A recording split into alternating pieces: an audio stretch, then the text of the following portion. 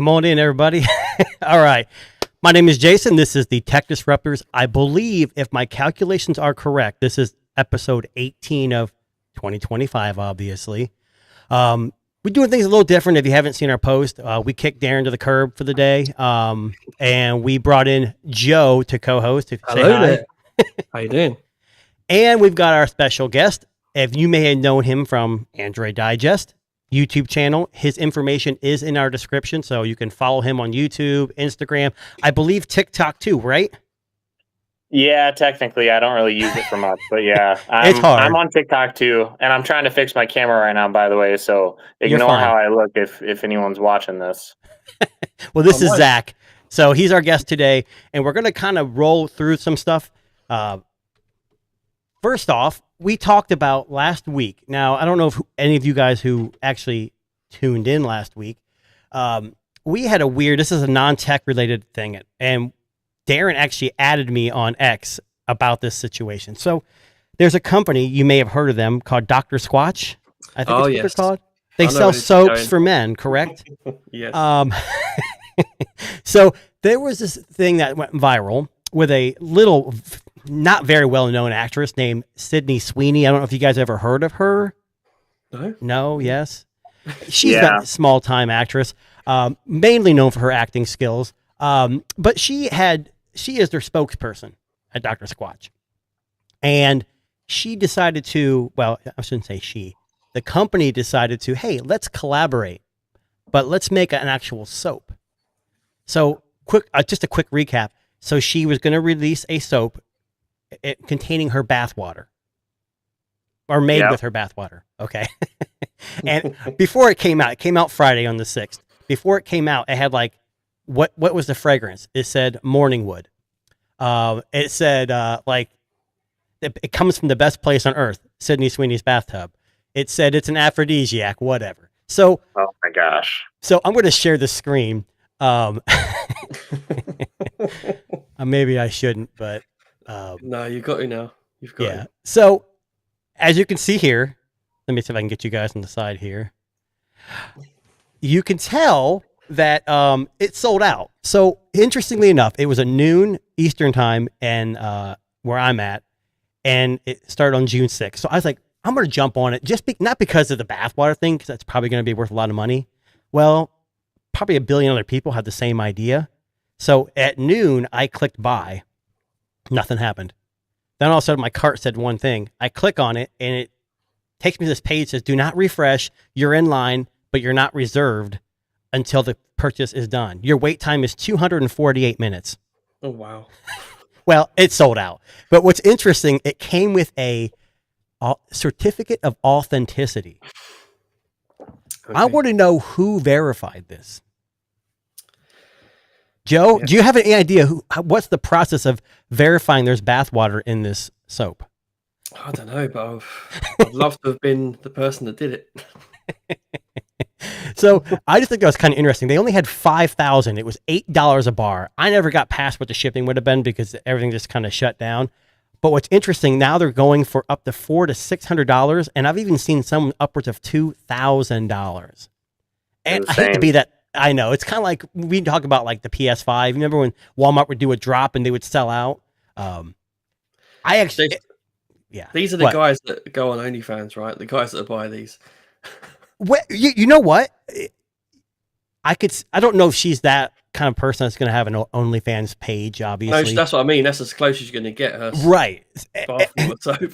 But what made me really mad, though, is like the next day, it was like, hey, you didn't get our item, but check this page out. And there's like her favorite fragrances. I don't care about that. I mean, what do you, okay, Joe, would you be interested in a product like that? I know it's already passed and it's already done and you maybe forgot about it, but is this something you'd be interested in? At the original price, maybe. $8, right? Yeah, maybe. Yeah, then. But what would you buy it just to keep it as a collector's item, or would you actually use it? Probably for a laugh. Yeah, I'll probably show people. Look what I've got. Just a laugh. Okay. What about you, Zach? I don't know if you're into this kind of thing. I don't know. What are you gonna do with it? I don't. It's bathwater. So, were you gonna have this really nice certificate you were gonna get, and then you were gonna try to resell the bathwater one day on eBay or something? Well, it's a soap. It was a soap. Yeah, I was thinking maybe keep it as a collector's item and maybe resell it like they're doing now. I wasn't gonna actually use it. I think it's kind of creepy. Here's what I'm thinking. This is how it's made. They had a bucket of water with soap in it, and she stepped in it. And that's about probably all it was done. At best. Yeah. I don't think she rolled around in a bathtub and they used a funnel and, whatever. But I just think the interesting thing for me is who verified the certificate of authenticity for this? And what did it include? Yes, I watched her bathe and it was done properly and she toweled off. I mean, surely it's got her signature on that. I didn't say anything about a signature, and I didn't know there was a certificate till I added it to my cart. And when I was going through the process, like, you have 2 items. I go, 2 items? I only ordered 1 bar of soap. You can only do 1 per person. But either way, it didn't work. Yeah. That's so bizarre, though. The stuff people will pay money for, right, or the stuff that the obsession with celebrities to the point that we want their soap. It's a little bit wild to me. I think it was the price too. PS5 is $500, so you jump on it and you sell it for $1,000. $8 and you sell it for $600. I mean, that's a huge profit. And I don't know if people are actually buying it or not, but interesting. Well, it sold out like faster than the Nintendo Switch because I mean the Nintendo Switch is selling and they're pretty much in stock in a lot of places. It seems like. Yeah. So it launched, but not this soap. Apparently, the soap's flying off the shelf. So I don't get it. Because when I clicked on the website, literally at noon, I hit add to cart and it was already sold out. Like, how the hell does 5,000 units sell out? I mean, there had to be 1 billion people clicking add to cart at the same time. See, this is the reason that Samsung have used Sydney Sweeney. What was that? Man. Samsung have used Sydney, haven't they? Have they? I'm sure they have, yeah. I'm sure they have for some things. I think maybe the flips. I can't remember. It's been a while. The flip. They even ran a little competition where you won her flip. Oh, that's right. We talked about that. Yeah. The problem with this is like, so she is, I mean, a spokesperson, but when a Samsung goes, hey, it's like Google. They have the what's the guy's name from the Pacers? Aren't the Pacers? Bucks. Big time NBA star, and he actually uses it. You see him on the sideline taking pictures, but a lot of times, like with Sydney Sweeney, she may get the flip, but she's actually using an iPhone in the pocket, and that's been caught many times. 100%.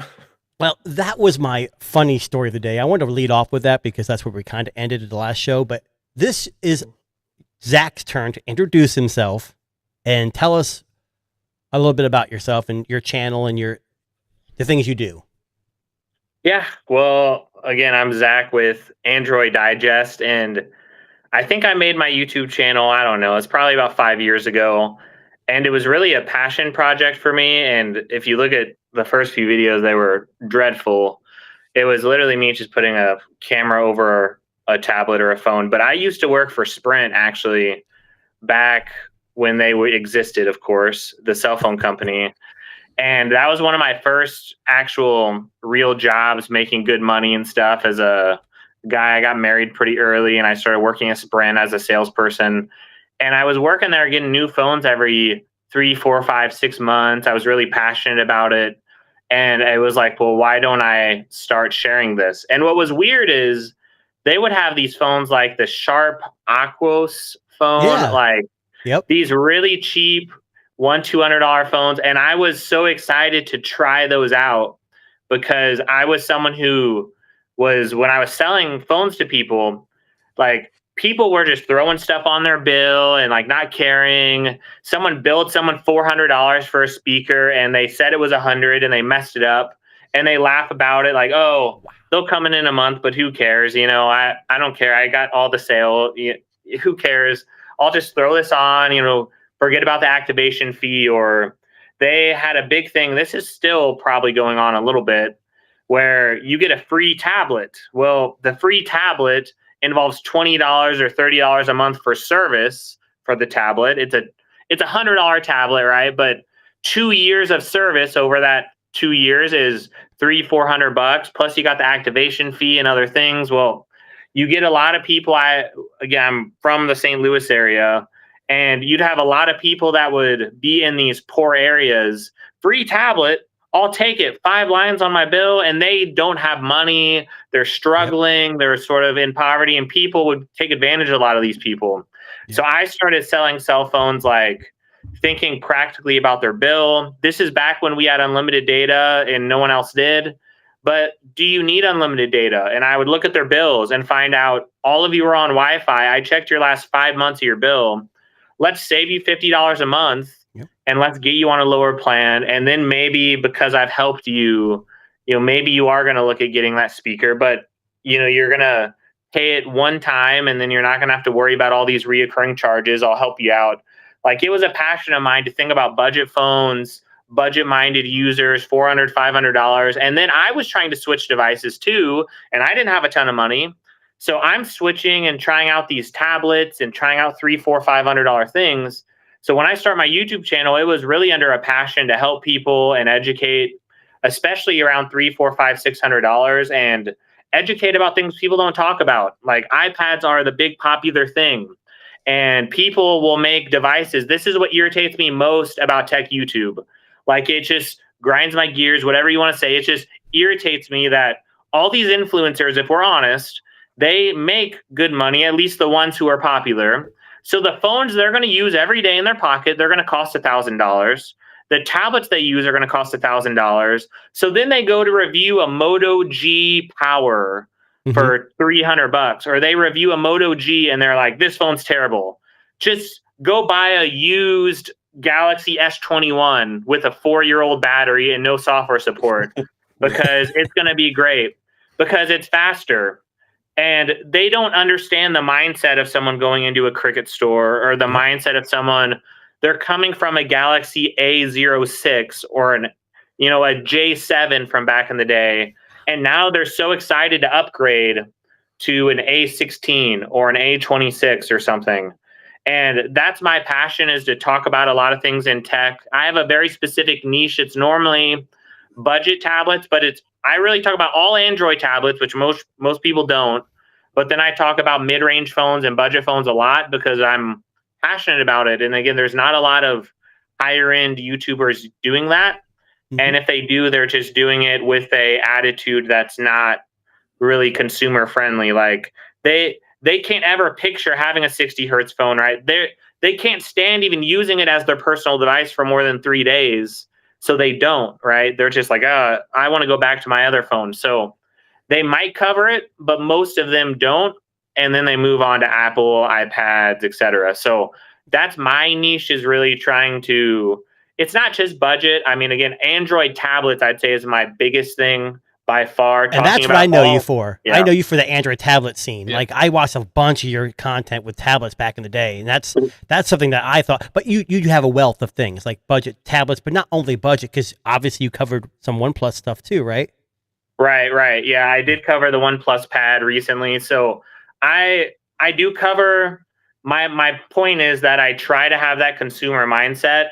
But what I found on my channel is tablets started to take off. And when you're in YouTube, you have to really pick a niche. You have to pick what's my thing. If I just review a robot vacuum because I want one, and I review every phone case, and like, I want a free phone case, let me review that, let me do this. Well, I'm losing my audience. Like, my audience clearly likes Android tablets. So I had to sacrifice and say, I'm going to talk about Android tablets. And yeah, I do talk about $200 tablets. And those are some of my most popular videos. But I also talk about $400 ones, $500, $600. And the one other thing is, I try to do it from a mindset that isn't like, there's one thing wrong with this device, so I hate it. Like, a lot of reviewers do that too. So, for example, the Galaxy Tab FE series, they're slower compared to some international competition and everything. And they don't have external monitor support. And that's pretty inexcusable, honestly. Like, they had external monitor support on their tablets back with the Tab S7 FE, actually. And they dropped it with the S9 FE, and it's not on the S10 FE. So Lenovo has a $200 or a $300 tablet even. They have some budget tablets that have external monitor support. They have a $300 tablet. It's been on sale. It's the same size roughly as the S10 FE Plus, but it's literally like $300 versus $650, and it has external monitor support, right? That's amazing. But I'm not going to tell people don't buy the S10 FE Plus, because some people need 7 years of software support. Lenovo gives 2. Some people need what Samsung provides. They want an S Pen in the box, or they like that experience. So instead of saying don't buy this, I lay out the pros, I lay out the cons, and I tell people who would be the right person to buy this, who would want this, and who would want to avoid it. So my reviews are fairly positive, and some people say you're too positive, but I point out all the cons. I point out all the cons, but I'm not saying don't buy this. I'm just saying this is what's right for you. So that's sort of a little bit about me, my review style, and what I like to talk about. So, no, and I agree 100%. I think what people need to realize is that we're all I shouldn't say attracted, but we kind of gravitate towards those big YouTubers because of the production value. Like MKBHD has some killer shots on the Fold when the first Fold came out, and he's generally a very intelligent guy. But there are, I'm not trying to pick on him, but there are some YouTubers that they do a review and they're like, this is bull crap, don't buy it. But what my thing is like, there is a phone for everyone. And just because you don't like it doesn't mean Joe Schmo on the street, not you, Joe, but not anybody can use it. So like, for example, we always talk about the phones we have, and I've got the CMF Phone 2 Pro, and it is a budget mid 250 or 250. It's amazing. Honestly, it does everything my other phones do, and the cameras are great. Okay, there's going to be some compromises, but that's what your channel does. You say, look, there's going to be some compromises, but you're saving $900 over your competition, and it pretty much offers this. And there's pros and cons to everything, and I think that's pretty standard across the board. But in terms of YouTube, us at Tech Disruptors, I know Darren's not here, but we're super popular, so we're used to it. No, Zach. So Darren is the one that kind of wrangled you into the channel today, right? Yep, he did. Now, and how did you meet him? I met him. It was on. Actually, we were on the OnePlus cruise. Actually, so I was there too. I was on a rowboat next to the cruise boat, just rowing next to. Live streaming next to me. Yeah, I was like, it was raining and thundering. I was reenacting Titanic scenes, but anyways, go ahead. Well, yeah, I met him there, which was nice. I didn't really get a chance to talk to him as much as I wanted to, because for me in my personal life, there's just a lot that's been going on. And to me, I'm like, if I'm going to go on a cruise, I sort of want to relax too. I want to get time away from people, but it's like a networking event, right? Yep. So I try to network in the short time that I have. And then I'm like, sorry guys, you're not going to see me a whole day. And they're all wanting to hang out. And I want that. But I'm like, for my personal life, my wife and I, we adopted a girl from foster care, or later on in life. She came into our house at 12, just has had a lot of things that she's went through in her life that makes it very difficult. I've got 2 young kids with that. So whenever you get anyone from trauma, even my wife actually has some trauma in her personal life. So like, whenever you grow up in just a rough environment, there's that fight or flight mode that kicks in. Anytime you even talk about consequences with someone from that, they're just freaking out. There's a lot of worries, and there's a lot of, when you've been in 4, 5, 6 homes, I mean, you add it up, it's just a lot. So you mix in, okay, I'm trying to parent and help this child, but then I've got my family, right? But then also YouTube and everything, things get so busy that sometimes I'm like, I need a break. So I want to take advantage of this and network and get in the door and review. I reviewed the OnePlus 13, 13R, and reviewed some of those devices and got some good footage on the boat. But then that's a huge accomplishment, because not everyone gets invited to that. I mean, obviously I wasn't invited, but my YouTube channel is tiny, and I do the Tech Disruptors with Darren. But I know, Zach, that I've actually talked to you. I don't know if you remember this years ago. Do you remember that? Well, I remember talking to you about a few things off and on a little bit. Well, I think I purchased some stuff from you, and I actually talked to you. The Surface Duo 2. The Surface Duo 2 is, I purchased your Surface Duo 2. You purchased mine, but I bought a Switch from you, Nintendo Switch. Okay. And I didn't even remember that. And I talked to you on the phone because you wanted to make sure it wasn't a scam because it was through Twitter at the time, I think. And I still have it. My kids still play it. Now, the Switch 2, that leads me into the Switch 2. Okay, so... Good segue. I like it. Well done. You like that? Well done, man. Very, very good. So I have a Switch 1. I never play it. I'm not a Switch guy. I have I don't know if you can see that Nintendo clock right behind over my shoulder. Mm-hmm. I have that. It's okay. My kids play Animal Kingdom. My daughter does. Are you guys Switch fans? I never had a Switch. I'd love to have one. But yeah, I wouldn't say I was a Switch fan. I was a Sega guy. A Sega guy. Okay, so Nintendo, because Nintendo is like the Switch. Well, you, Zach, are you a big Nintendo guy? I actually have been recently. I've been collecting a lot of retro video games and getting into that. So I started with the N64. I'm trying to relive a little bit of my childhood and then the nostalgia with that. So I've got an N64, PS2 now, Xbox 360, and I'm building a collection of these things. So the Nintendo Switch, obviously I had to have had the regular Switch, but I got the OLED Switch. But that was more for my kids at the time, and I wasn't really using it much personally. But I find lately, I've actually transitioned over. I had Xbox. I've been Xbox pretty much my whole life. And I had the Series X, and there was a point when the Nintendo Switch 2 came out, and I said to myself, I realized they're coming out with Madden for the Switch 2. Really? Their NBA 2K is on the Switch 1. It's a poor man's version of it, but it's gonna come on the Switch 2, and it'd probably be a next gen version. And then I realized like most of the games that I play will work on the Switch 2, and my kids obviously use it. But I'm not someone who's going to own 3 consoles. So what I did, I actually took my Xbox Series X. They were offering over $400 of trade credit at GameStop one day. It was $420. Yeah, $420. And I took that. It was some joke of a promo, but it was right before they raised the prices, actually. So maybe that's why they did it. So right before they raised the prices, I got $420 for it. I only paid $450 for the console anyway. So I know it's old. I know the HDMI is, like barely fitting in. I sell it to GameStop. They took it.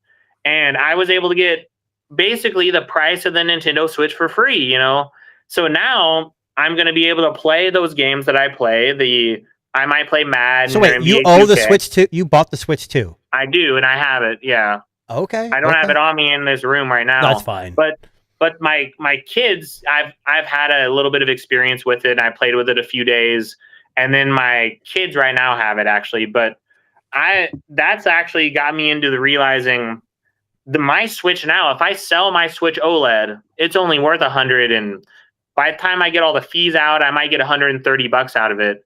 But I could play most of the games I play on the Switch 2 on the go, get really good battery life. It looks good.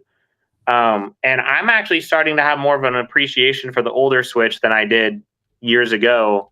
But now I have that experience where I can go back and forth between them. The game data saves automatically on the cloud. I could have my regular Switch to play all my big games like Madden and those things. And I'm not really out of any money. I mean, I broke even, and now my kids have a family console. So I think it's a good 2-in-1 to be a family console for them, but as a non-hardcore gamer, but someone who wants to play Madden or wants to play, some basketball or something, I can do both, and I still like those old Nintendo games. So I think it's pretty neat, and I recently heard the new Xbox handheld came out, or not came out, it released the info on it, if you didn't hear. Mm-hmm. But I'm hearing that's going to cost $900, and roughly, give or take, they don't know. So here's the problem. We have the Switch 2. It's a portable gaming system that can be docked and played on the TV. Yeah. Here's what I think has got the portable gaming afire again. And you guys can correct me if I'm wrong, but when the Steam Deck hit the shelves, it blew everyone away. And it's not, and there's other companies out there. There's, ROG and Lenovo, but they all are Windows based. Steam OS and the Steam Deck have really revolutionized portable gaming. And the Switch is, it's prior to that. So the Switch has been continuing on. But as someone had mentioned in the thing, they said, hey, you should check out the ROG Xbox Ally series. So Ally series. There's a lot of portables. We have the PlayStation Portable, which was basically just a window to the PlayStation. It really wasn't a dedicated handheld. I don't know. I know there's an Xbox Portable coming out. I don't know the details. I don't know if it's going to be something similar to Sony. But what I do like the fact that these companies are trying new things. And I think the Steam Deck, I have one, and I'll get a little bit about me. I'm a gamer, sort of. So back in the day, Wolfenstein 3D, Doom, like Quake, but I used a PC. So it was WASD and a mouse. I had Nintendo, the original NES, and then we went to PlayStation. We bypassed SNES, the 64. I can't play with a controller. I just can't. I can't. My thumbs aren't good at aiming. I like first-person shooters. So for me, a mouse and a keyboard are important.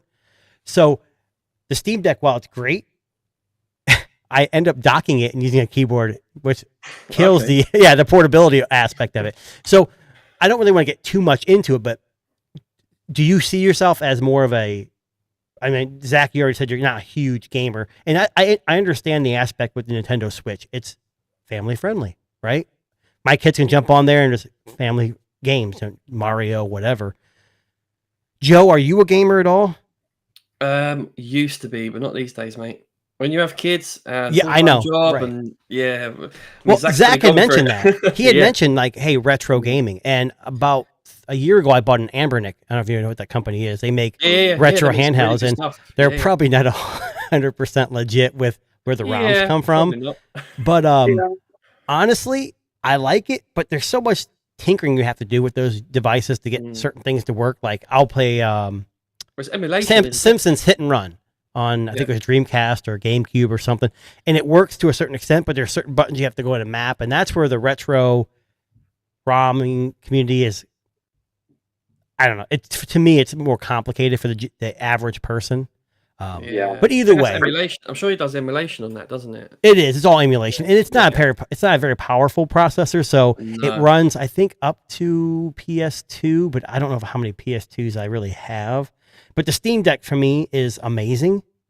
Everyone's like, "Oh, it's the Z1." I don't even know what that chipset is in that thing. It's an AMD, but the screen's so small, and I don't care what you say, unless it's not designed for the Steam Deck. Like I know I downloaded Fallout, and it worked for a while, but then Fallout had an update, and it kind of like pretty much bricked it on the Steam Deck. It wasn't working at all. It may have fixed it since then, but like it looks fine. But you're playing on a 6-7 inch screen at 680 or 720p. It's not like but it just works. And I modded mine. I got a new back end, new buttons. You can add more memory, and it's pretty simple stuff. Either way, I mean, that's just, so we're not, the three of us aren't huge gamers then, it sounds like. I mean, for when you say not huge, I play games regularly a little bit every week. But when you talk about a huge gamer, some of these people are playing every single day for 2 hours a day or something. I'm playing old retro games about 30 minutes, not on average, but I might not play for 3-4 days and then play for an hour. And that's sort of what happens when you got kids. So like Joe said. So for me, I have too many kids. I don't have time to play games anymore. So, but I'm in with the concept though. And to me, what we're looking at is these monstrous, and I think they're huge, whether it's the Steam Deck or whether it's these new devices. They're bigger, they're a little bit bulkier in some ways, and we're dealing with those handhelds that have these, especially the new Xbox handheld. I expected to have this really powerful processor from what they're saying. I looked at the rumors and watched a couple videos on it this morning, but then you're looking at it being less ergonomical, a little bit harder to hold, heavier, and it's going to cost $900. But the benefit of that is that you're going to be able to hopefully run games from SteamOS, like the Steam store, but you're also going to be able to run games that run on Xbox, some of them at least, and on PC, and run them all natively.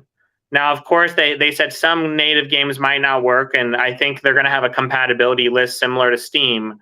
But that is really appealing for people who want that. They want to be able to dock it, but use it on the go, and then use it as an Xbox, but then take it off and use it for getting stuff done, or not getting stuff done, but just playing on the go. I think that's really cool that you could have that form factor, but I think the long-term cost for me isn't appealing to me, because you've got the $20 a month subscription for Xbox with Game Pass. If you do that, you've got, so you're talking about hundreds of dollars a year plus twice the price, but double the size, when I could get the Switch 2 that my kids love. It's good enough for me.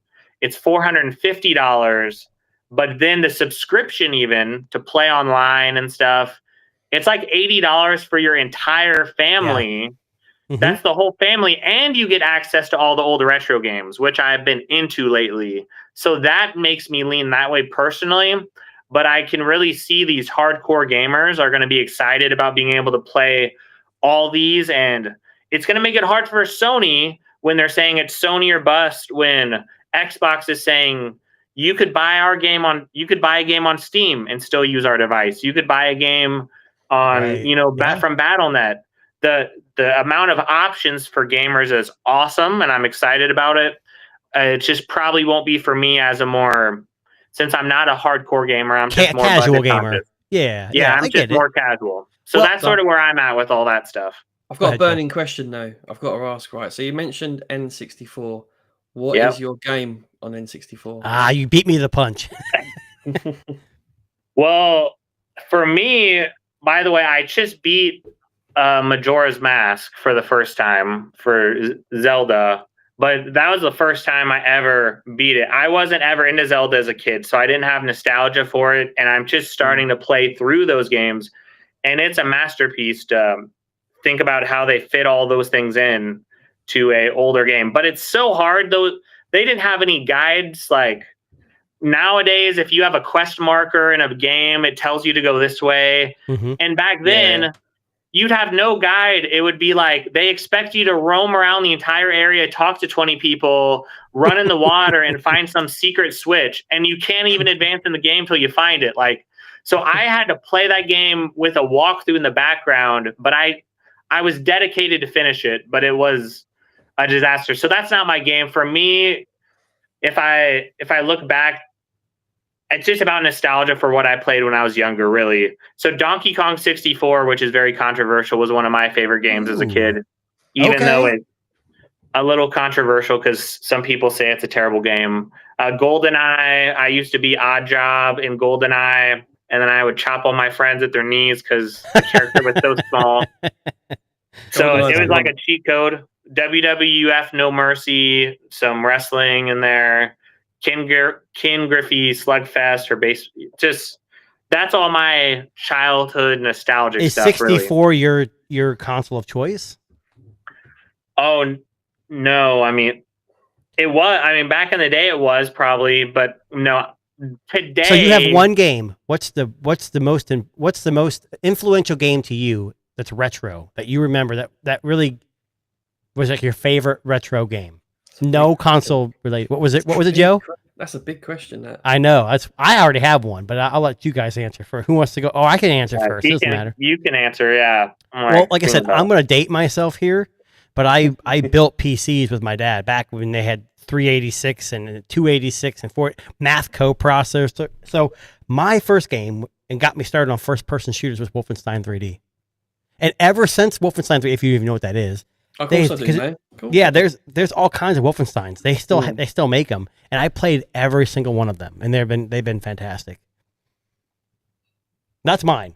It's hard for me. There's a lot of games. Funny enough, mine were on PC as well. Duke Nukem. There was a few from Bullfrog that I really liked. Right. I loved Dungeon Keeper. Yeah. Okay. Slapping them imps around and building my lair. And I loved Theme Hospital with Bloaty Head and all that. Theme Hospital. Oh my God, that's a throwback right there. That was an awesome game. I don't even know what that is. So it's like SimCity, but it's for hospital, right? Okay. Yeah, I think I played it too. Yeah, it was amazing. You had to build a hospital. So there is a new one. There's a new one that's very similar. Newish, which is called 2 Point Hospital. So if you want a more modern version, check that out. But you got to play the original, man. Zach, you got to play it. It's so fun. If you like sim kind of games, like I played the Sims, obviously, and Sim City, the old school Sim City, where you like Command and Conquer, the old school Command and Conquer, and all those kind of games. But I mean, Wolfenstein really got me into PC gaming. Yeah. One of my favorite games was Battle for Middle-earth 2 for PC. Okay. Because that's a Lord of the Rings version of Command and Conquer. So I'm a little bit of a nerd in a lot of ways. So Lord of the Rings, I'm a fan of. But when you're a big nerd and you're like, I'm gonna send all the forces of Mordor down and hide them and sneak them in, and I'm gonna destroy the good people of the world with evil and though. But the funness of that game was great. But I think for me, I was more into sports games, honestly. And I think one of the better sports games was ESPN NFL 2K5. And I think it goes into the things that we're missing today, which is most of these games are based off microtransactions, even console games. Mm-hmm. So if you look at football games like Madden, for example, they have Ultimate Team, and it's all about opening up the card packs. And they spend so much emphasis on that. Or on NBA 2K, you get a player, the second you start the game, you're 60 rating in the game, and your player is going to be so slow like molasses or something. And they're like, well, if you want them to be fast, you better either play 500 games, which a lot of us don't have time to do, or pay $20. And then if you pay $20, you'll still only be like a 75 rating, and you still have to get up to a 90 yourself. Like, you have to pay $40 or something to get your person up, and they make you suffer to get your money, and it works. And that's gaming nowadays. And the games, especially football games and stuff now, those games don't have even half the features. I mean, features back in 2005, they had a halftime show where if you were playing in a they don't have many more. They don't have halftime shows anymore. I haven't played NBA 2 any of those games for a long time. As far as football, like on Madden, for example, they don't really have a lot of these features on franchise mode back then. Like, you'd be playing a franchise mode game and they would show highlights from other games that were simulated in the background and stuff. So you'd be able to know what happened and even see the plays of those games, even though you just simulated them. So there was an immersion, and you'd have ESPN was involved, and like the fancy commentators back then that were involved in it. And nowadays, well, they don't care about those people as much. They don't care about like the franchise modes and the offline modes because gaming now is going more towards microtransactions where we just want to sell you more card packs and stuff. And I guess we'll give you some effort, but it's not going to be very good. And that's why I like even sports games. Some of them are actually better. Like, overall, some of them are better when you look at the features, because they cared when the graphics jump went up to 360 and Xbox One. They cared about getting the graphics right. And then they implemented some features, but then, oh, look, microtransactions. And then they all got lost pretty much. And that's the world we live in. Microtransactions and subscription fees. That's all we live on right now. So now, I don't know if this was about when you was at Sprint, but what you get a lot of happening, right, is kids put pay to mobile. So they buy these packs and it goes on their parents' phone bill. And then a month later they come in and go, what's this? Is this some kind of fraud? And they go mental at you. Look, and it's like, does your kid play this game by any chance? Yeah. Yeah, that's your kid, mate. I'm sure. I can't. It's a lot. Kids are always billing stuff to their parents' accounts and stuff especially nowadays. My kids don't do that. We have pretty locked down. But I will tell you, Zach, I joined Sprint for a short period of time just to get the Essential phone when it came out. Now, I'm not sure you were still working there at the time, but this phone wasn't. But the Essential phone is one of my favorite phones of all time. So yeah, I posted a video on my YouTube channel with the Gem. I have the prototype version of the sequel that never came out, and a guy's offered me tons of money for it. I'm thinking, man, maybe I should get rid of it. It just sits there. I mean, it works, but you just can't do anything really with it. Either way, let's change gears a little bit.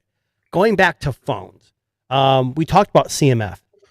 CMF is owned by nothing. Well, I mean, they're the same company. But that company, run by none other than Carl Pei, or is it Pei? Is that how you say it? Yeah, think I believe so. Yeah. They have recently announced that they are going to release the Nothing Headphone 1. They look nice, man. Have you seen them? You've seen them.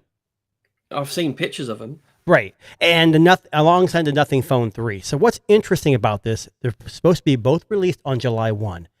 I don't know if, Zach, I'm not know if you know this company, but there's a company called KEF. Joe, have you ever heard of them? Zach, you ever heard of KEF? Audio. I haven't, no. It's an audio company. Rings a bell. So they're a very high-end audiophile company. They've been around forever. And there was a rumor that Nothing was going to work with KEF. And I'm hoping that that's what the headphones are, because KEF is an amazing brand. So here's a couple things that this article kind of says.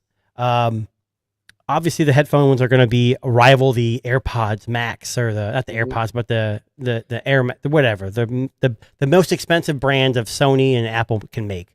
Yeah. But the Nothing Phone 3 is looking like a departure from their typical like OnePlus. Like, hey, we're gonna be a flagship killer at a lower price. It's gonna be a flagship at a flagship price.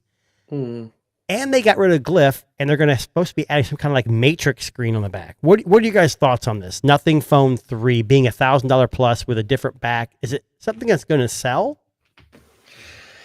Do you want to start, Zach? And you got any thoughts?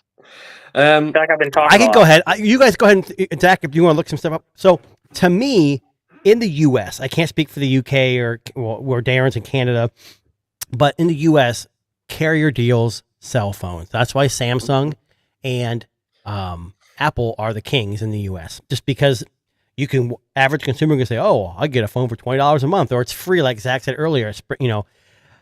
I think the Phone 3 is going to be an amazing phone. I can't imagine. I've had the Nothing Phone 1, 2, and then I think I had the 3A Pro, and then I have the CMF phone. I have both CMF phones. They're amazing for what they are and the price they sell. Problem is, in the U.S., you're just not going to make it. And I know CMF and Nothing don't generally always sell all their phones in the U.S. You got to be a beta user or whatever they call it. To me, it's going to be a great device, but I just don't think it's going to sell well in the U.S. But I don't know if we're the intended market, because everyone's scared of the big bad Apple and Samsung, dominance in the U.S. So for me, $1,000 plus. If the cameras are my thing with OnePlus and Nothing have always been. They're awesome devices, but the cameras always kind of lack. Now, the OnePlus 13 has been definitely a big upgrade. I don't know. My thing is, I think it'll sell well. I just don't know how well in North America. I think UK, India, those places will sell better. So what price point are we saying? They're saying $1,000, $999 plus. Let me see if it says anything in this article. And then what sort of specifications? Oh, here we go. Nothing said it will partner with the British audio company KEF for the headphones. So that's good. That's positive, yeah. Definitely. Oh my God, KEF is amazing. Like, I've had some of their bookshelf speakers, and yeah, they're quite expensive, but they sound amazing. Yeah. So it says the highly anticipated $1,000 phone will make an appearance later this summer. So July 1 is when they're going to announce it, and they've been teasing. Nothing is notorious. They're really good at media. Like they Glyph is dead. Like, what? That's your bread and butter. Stuff like that. So what do you think? It says it would be around $1,000, $800 or $1,000 ish. My first I was thought gonna is, say really on. quick. There's a leak I'm seeing from June 3rd. I don't know when your article's from, and they said they're June 3rd. rumoring it to be maybe $799. Yeah, it says $1,000 or £800. I mean, in Canada, this $1,000 would be $8,000, and Darren could attest to that if he was here. That's true. It depends on where. Yeah. So £800. Okay, yes, it will sell. Let me tell you one thing about £800 would be good, but Nothing has done this thing, and I don't have the Nothing 3A Pro anymore. I had to get rid of that thing. So on the side of this phone, this is the CMF phone. There's two buttons. There's a power button and the essential button. I'm telling you. With the 3A Pro, I constantly hit that damn essential button, and it took a snapshot and then asked me to record a sound with it. I hope they move that to like the top left or something, so it's not like next to the power button, so you accidentally hit it every single time. But to me, I think nothing is slowly doing better. I just wish, and here in the U.S., and Zach, I mean, you here in the U.S. too, we need more competition. We need Google to succeed. We need Motorola to succeed. And the only reason why Samsung's even relevant is because of most of their budget phones. That's why the budget and Zach, I don't know if you know who's the guy is the problem though, right? Just quickly. What's that? Because it's their budget phones that sell, right? So people try a budget Samsung and they think that that's what Android's all about. Exactly. And that is the problem in the US. So I met a coworker who said, I love Apple, everything Apple. And she goes, what do you use? I go, I have both. I want to know both. But I said, what you don't realize is that, she goes, well, Apples just aren't as good. I said, but yeah, if you go buy a $200 Motorola G Power, let's say, it's not going to probably compete on a lot of levels of a flagship phone. But Android sells phones that are $1,000 plus. And me and Darren talked about, we import a lot of phones. Like I have the Vivo X200 Ultra right here. I mean, I can't tell you, it's the best camera phone I've ever owned. But there's some caveats. If you live in the U.S., it may not work on Verizon. It may not work on AT&T. It works on T-Mobile. What's that? That's the big problem with Chinese OEM. Wear OS watches. Wear OS. Samsung can work with a workaround. I have I'm using an Amazfit with it. And I will tell you, I've been blown away by Amazfit. Their new software is amazing. I've heard it's really good. Yeah. I have the Balance. The Balance 2 just came out. I mean, it has, a lot of these cheap watches, when you get like a notification that someone's at your front door, you don't get a picture, you just get a notification. Like Wear OS will show you a picture, Apple. This does all that. The only thing it doesn't do is tap to pay, but there's a rumor that Zep OS is what their OS is they're going to offer tap to pay in the US potentially next year. But either way, I think we just need to take this with a grain of salt. I'm sure the Phone 3 will be available in North America. I just don't know how well it's going to sell without carrier support. Like T-Mobile used to be awesome with this, with OnePlus. They kind of dropped the ball. Zach, do you think, I don't know if you're a Nothing person. I don't know if you've used Nothing phones, but do you think this is going to sell well? You think this is a joke? You think it's dumb? I mean. Yeah, on my channel, I normally am covering, by the way, I know a lot about Nothing. I can talk about it, definitely. You know a lot about Nothing. That's a great statement. But my channel, I come at it from a US perspective, right? And I'm talking to consumers. So when it comes to a lot of these overseas phones and importing and things like that, it's not something where I'm going to be like, hey, go buy this phone on Amazon that you have to import and there's no warranty and it's going to be great. I'm comparing to US competitors, which means sometimes like I might sound more positive about some of these other phones because we don't have some of that competition in the lower and mid range, even high end. Like I wish we did have a lot of those competitors. But you're right. We need Motorola and all these other companies to succeed. And sadly, we're basically sometimes looking at some of these lower end companies, or I don't even mean low end, but Motorola, it's like, well, they give you worse software updates, but maybe better hardware for the money. And I'm tired of saying that. I wish we had some companies that did both. And then I'm like, well, Samsung gives you everything, but you pay a little more for it. It's sort of like Apple. Well, they give you they're the premium that you go to get your 7 years of updates. But anyway, when it comes to Nothing, the thing that Nothing has bothered me a little bit with, it's not really bothered, but most of their phones lately have been releasing under this beta program. So the beta program, in the US at least, with the beta program, they're missing some of the bands. To my understanding, even it will work with T-Mobile, but it might be missing at least some connections to some towers. So for me, it's just hard to, at least even personally, I don't mind rolling the dice a little bit and saying it's the beta program, who cares? The warranty is a little worse. They say they'll take care of you under some things, but they try not to have an official warranty with it. So they're basically selling phones to the US saying there's no warranty, take it or leave it. And for me, I'm not a big fan of that. So I think it partially depends on how they release it here.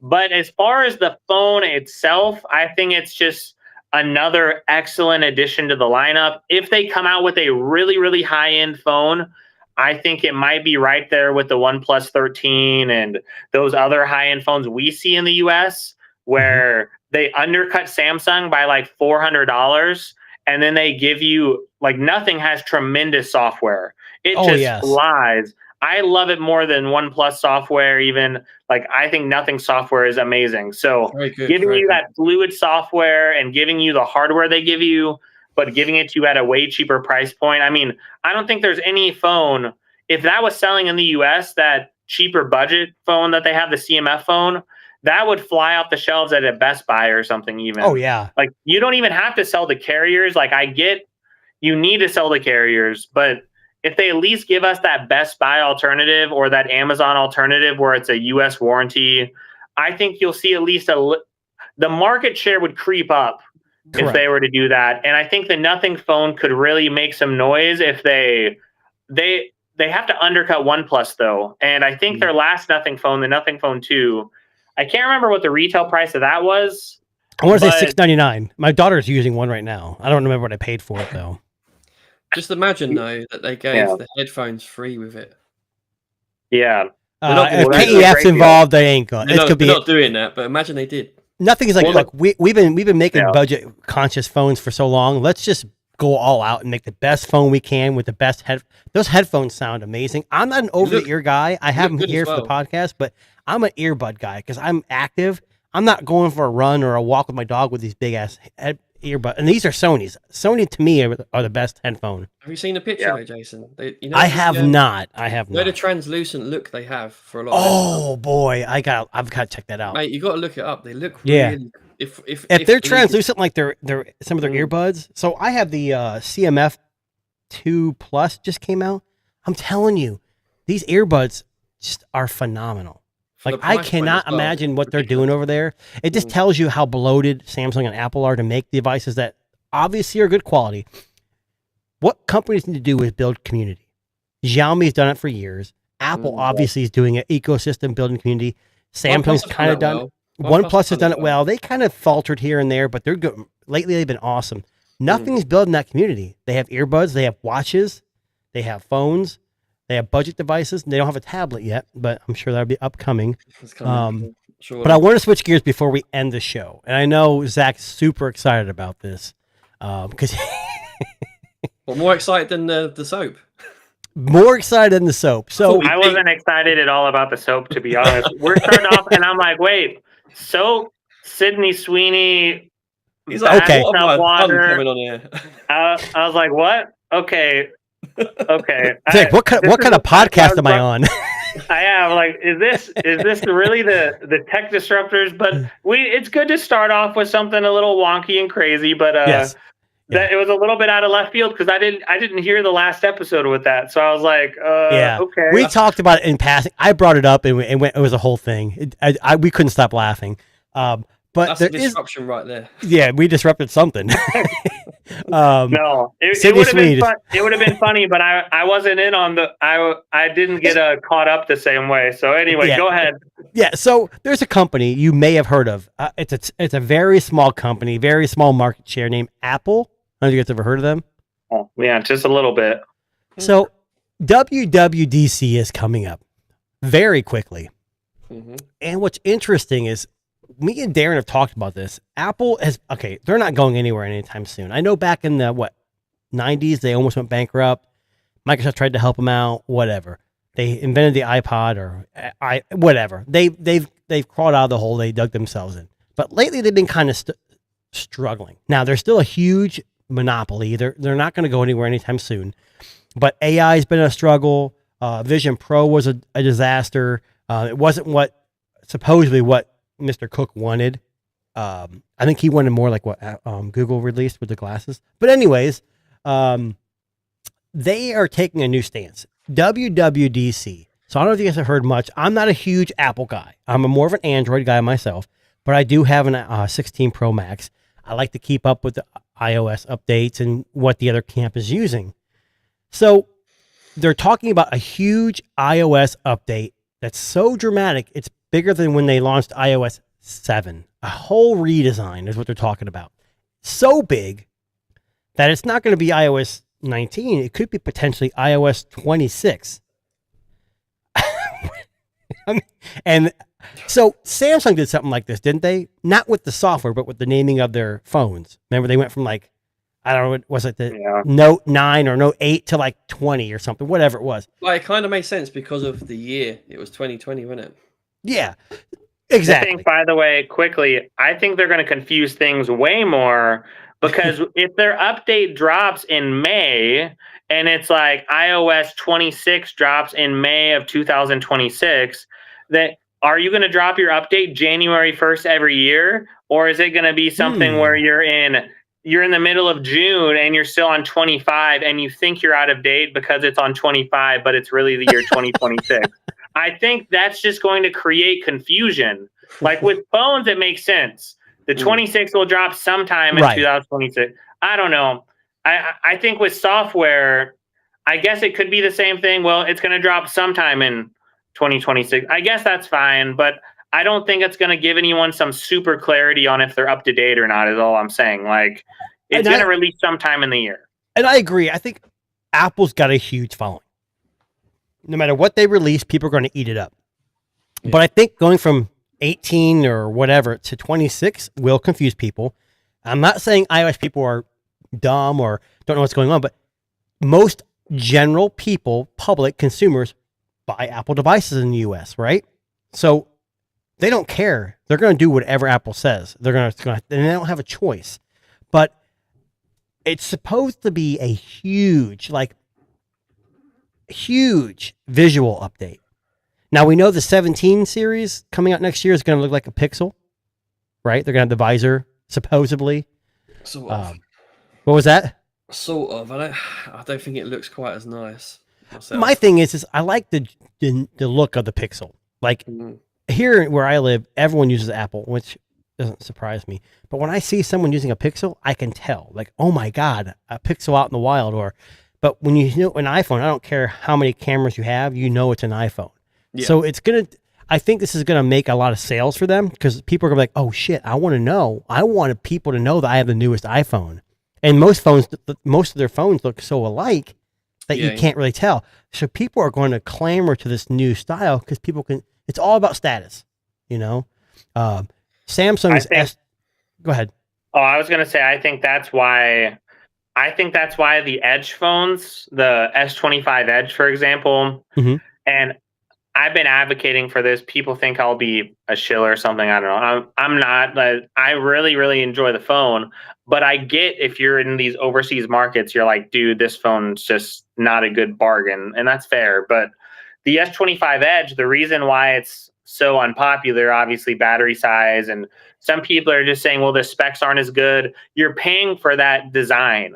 And Apple people know what it's like to pay for design. They pay a little bit for design and status. So I think the S25 Edge, Android people are all about specs. Like, I need the biggest battery, the best camera, the best this, the best that. And I have 50 choices and I want the best one, especially in Twitter and YouTube communities. Right. That's what they're looking at. And Apple people will defend to the bone the worst specs because they're like, well, it's an iPhone and look at the design and it's a style symbol for a lot of them. It's got the best cameras and it integrates with my iPad and my MacBook and all that stuff. And I told a girl. I was going to say, I think it'll, but with the new Air phone, this is a side note, but I do think when that new Air phone comes out for Apple, the lighter phone, right, that only apparently will have one, when you look at the speakers, small battery, 2900 something. Yeah. And one speaker, but it's going to be this thing that's going to become popular. People are going to say, wow, a light phone is really awesome. And I didn't expect it to be this awesome. And then Apple people are going to start to spread it and it will eventually spread to Android over time. I mean, that's Samsung sort of how rushed it out. I've heard pretty positive things about the Edge. I just don't understand the need to get a thinner phone because I put cases on my phone, so it's going to make it bigger anyways. But I think anyway, we can go back to this, but just saying that Apple is, they are a lot of times about design and focus on some of these things, and they are about style sometimes, and they're just a little different than Android people with those things. 100% agree. what I always tell my kids, you get what you get and you don't throw a fit. That's what Apple people have to do. They get what they get and they can't throw a fit. You got a handful of devices, usually size or price range differences, but you get the same experience generally. Android's a little different, whereas and I always say this. They used to have a slogan years ago, be together, not the same, which is great because for me, I may want the best of the best. So I'm going to go buy a Vivo 9000 or whatever, but maybe my dad wants an Android phone and he doesn't want to spend more than $300. So he goes and buys a Motorola Edge or Motorola Stylus 5G, whatever. We have choices. We can go from phones that are $100 to all the way to, well, depending where you live, up to $2,000, you know. But with Apple, you get what you get, and they're going to get it to you, and you can't complain about it. You know, there used to be discrepancy with apps, software updates, fragmentation, but there really isn't that anymore. I mean, yes, fragmentation a little bit, but with most Pixel, Samsung, 7 years updates. I don't care what you say. I know with this update with iOS, they're saying they're going to drop support for the XR. So that's where whatever the XR year that came out, I didn't even know what that. 10, wow. The 10R, yeah, which is like in the 10. So from that point down, nothing's going to be supported anymore. I don't know anybody who keeps their phone for 7 years. Does anybody keep a phone for 7 years without the battery not imploding or just not working anymore? Some really old people might, but maybe. Yeah, that's about it. I'll be honest, my work phone is an iPhone XR. So I'm interested to see if they... Do you know what it is? It's people hand it down in the family, right? True, yeah. That's what you see a lot. Yeah. Yeah, that can happen too. I just find it interesting. That's all. I mean, we can sit here and debate Android and Apple, but... Well, I think Apple does a lot of great things. And I think because I'm pretty vocal about my critiques, you know, releasing 60 hertz on a $800 phone, ridiculous and dumb and stupid. And when you think about the things they do, I think what Apple did with the iPhone SE, not a lot of people are talking about this, but when they release this newer iPhone, what they're doing, the SE used to cost around $400. And then prepaids had it for free or $100 or $200.